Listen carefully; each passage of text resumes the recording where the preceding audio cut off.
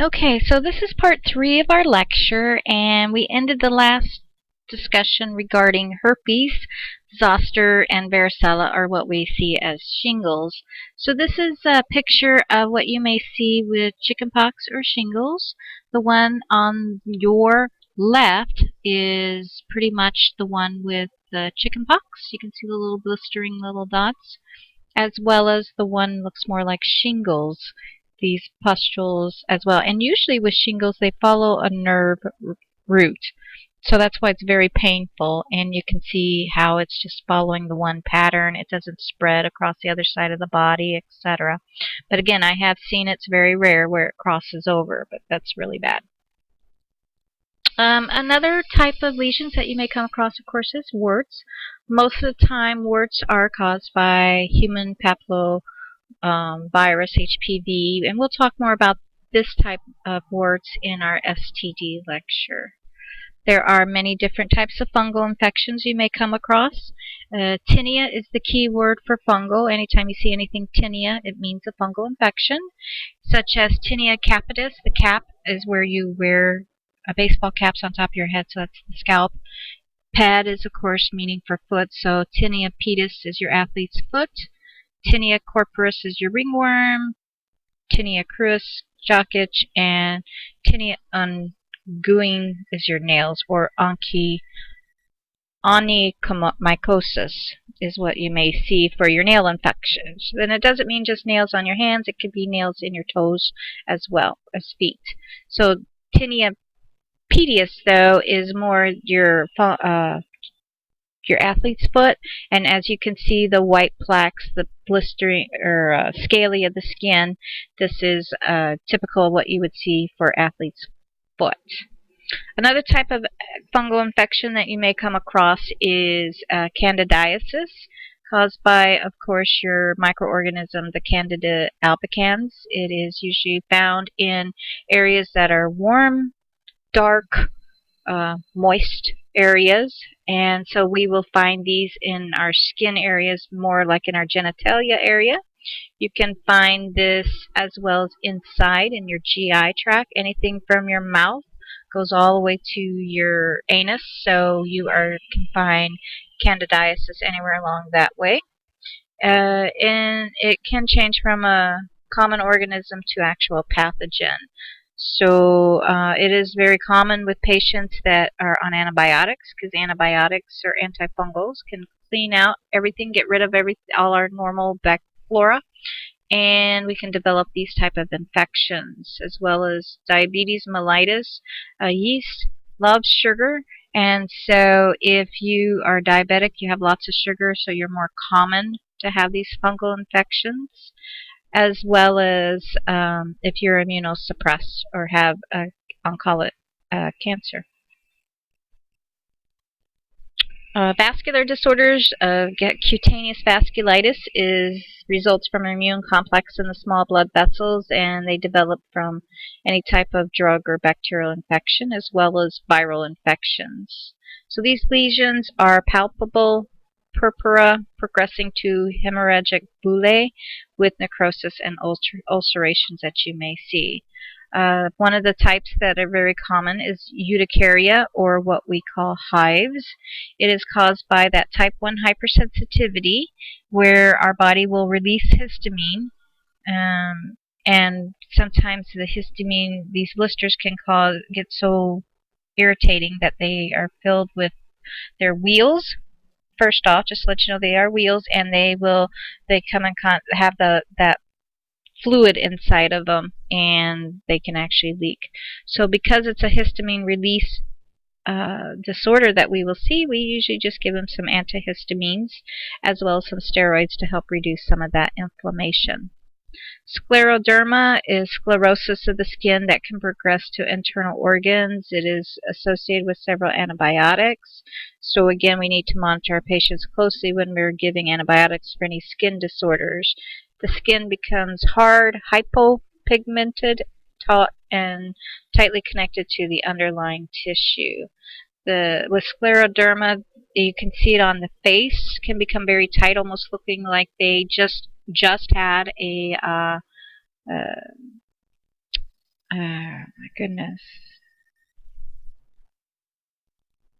These patients could look like they just had a facelift or something. The fingers can be tapered and flexed. Nails and fingertips can be lost from atrophy because we are not able to use it. As well as with these patients, their mouth actually may not be able to open completely, and so they cannot eat. And so we have to put G-tube in them to give them their food and supplements. So a lot of these patients don't do very well. About 50% of them will die within 5 years. So here's a picture. It's a hard picture to see of scleroderma, but this is one of the pictures of just a hand. And it doesn't look too bad, but you can see up here by the thumb area how swollen it is, and that it would be very hard to bend. It doesn't even look like she's able to bend that thumb at all. So it makes it very hard to use. We've all been bitten by insects. I'm not going to go into detail about what insect bites look like. You know, and if you haven't had the luxury of being bitten by any bugs, then you can also Google those images. There are benign tumors our skin can have, seborrheic keratosis. These lesions appear in various colors from light to tan. They are round or oval. They feel flat or slightly elevated, kind of like a scab after healing, and they range from very small to more than 2.5 centimeters across. They kind of look like warts. They have no viral origins. They can also resemble melanoma of the skin or skin cancer, so we need to make sure and take a look and biopsy these, but they're not related to melanoma. So that means they're not going to turn into melanoma. Because of only the top layers of the epidermis are involved, seborrheic keratosis are often described as having a pasted-on appearance. Keratocanthoma is the defining characteristic is that it's a dome shape, symmetrical, surrounded by a smooth wall of inflamed skin. It usually grows rapidly, reaching a large size within days or weeks, and if untreated, will starve itself of nourishment. It'll become necrotic, and the skin will slough, and usually it heals with some type of scar. Again, keratocanthoma is kind of like a tumor, but it is not malignant, so it is not related to skin cancer. Oh, I take that back. They are not malignant, but they can become squamous cell cancer, which, again, we need to take care of quite a bit. So I apologize on any confusion for that. Actinic keratosis is progressive development of these lesions. They occur when skin is exposed to the sun constantly and become thick, scaly, or crusty-like appearance. These are, of course, dry and rough. The lesions start out as flat, scaly areas, and they grow tough, like a wart type thing. The common size ranges from 2 to 6 millimeters in size. They become dark or light tan, pink, even red, or even a combination of these type of colors. The lesions may appear on any sun-exposed area: face, ears, neck, scalp, back of hands, forearms, lips, anywhere that's exposed. Nevi, or what we call moles, is the medical term for sharply circumscribed, and chronic lesions of the skin. These lesions are commonly named birthmarks. Nevi are benign by definition, but they can become malignant. Melanomas are skin cancer. So we do look at our moles very closely, make sure they're not changing any color, the diameter, and we'll talk about that shortly. So here's a picture of seborrheic keratosis, and we need to monitor these closely so they don't become basal cell or squamous cell. So with cancer, you do have those two types, basal cell, squamous cell. We also have a malignant melanoma and Kaposi sarcoma. The big thing with being able to identify any type of skin cancer is these ABCDs. So we want to look and see, is the mole or the nevi, is it asymmetrical, meaning irregular shape? Are the borders irregular, not smooth and round? Are there different colors? Is it kind of dark in one area, pink in another. And then the other thing that kind of really hits home is that it needs to be greater than 6 millimeters or the top of an eraser head. And that's kind of what sends us people to the doctor. Now, my husband had a squamous cell on his ear, and we thought it was a scab, and we ignored it, but it just wouldn't go away. And it was just a little thing. And so we went to the doctor, and sure enough, it was squamous cell. So they did surgery and got rid of it, but the point is that we need to examine all moles, scabs, things that don't seem to be healing. Take a look at it. So here's a picture of basal cell carcinoma. Just a little dot. Doesn't look anything serious, but it can be. So we need to make sure anything that doesn't go away needs to be checked out.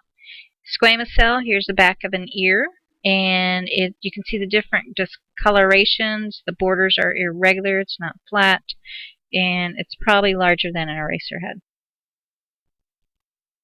Malignant melanoma, it's again flat, irregular, larger than an eraser head. It's not perfectly round, so we need to get this biopsied. Kaposi sarcoma is usually something that we see more with our HIV or AIDS patients, and it's kind of in this area where it looks kind of purplish. So you can see these type of markings on the skin as well as inside the oral cavity. So we look in the mouth and see what's going on in there.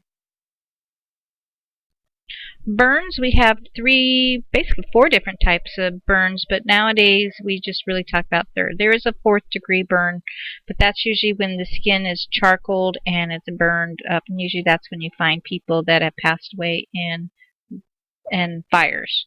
But for your typical patients, we have our 1st degree, 2nd degree, and 3rd degree burns.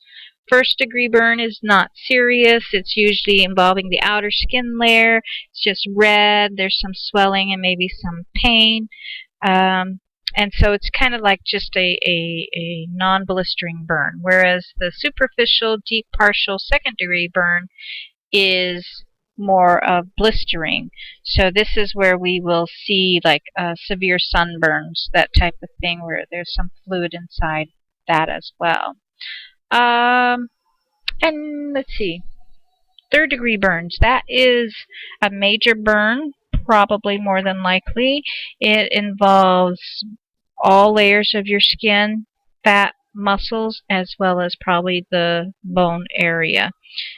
So those are more severe. Now we have a way of measuring these burns by rule of 9s. We don't usually measure using rule of 9s until it becomes a severe burn, because then more layers are involved in the body. So this is superficial, partial thickness burn. You can see how the skin is blistered up and probably very painful. Sometimes with burns, they can develop contractures, and this is where the man may not be able to lift his arm up all the way due to the skin grafting. Deep partial thickness burn, you can see the skin being pulled away because of the peeling from the blisters. Full thickness burn all over. This is not a very good picture to see it going through different layers, but if you can look closely, you can see it's going through many different layers of skin. So like I said, we're going to measure our patient with using the rule of 9s for burn injuries, and it has to be a major burn. We don't really care about a sunburn, anything like that, but we need to know how severe the burn is. So everything is totaled up to 9. So you got your anterior side of the body. For example, the one arm is 4.5%, but if you dip the whole arm in gets exposed to some kind of fire, the whole arm, that would be 9%. But only if the first half, if you lay out in the sun and somebody spilled hot oil on you, on anterior side, it would just be 4.5%. Then your chest is 18%. The only part that's not is the groin area, but if you total up all these percentages, it equals to 100%. So on your exam, you probably might have a question regarding how to you got a patient with some kind of burn you need to calculate. So I would memorize this chart and note where the burns are anterior is half, and then anterior plus posterior is half. If it's just posterior, oh, I said that wrong. Anterior is just half, and posterior is just half, but if it's anterior and posterior, it's full.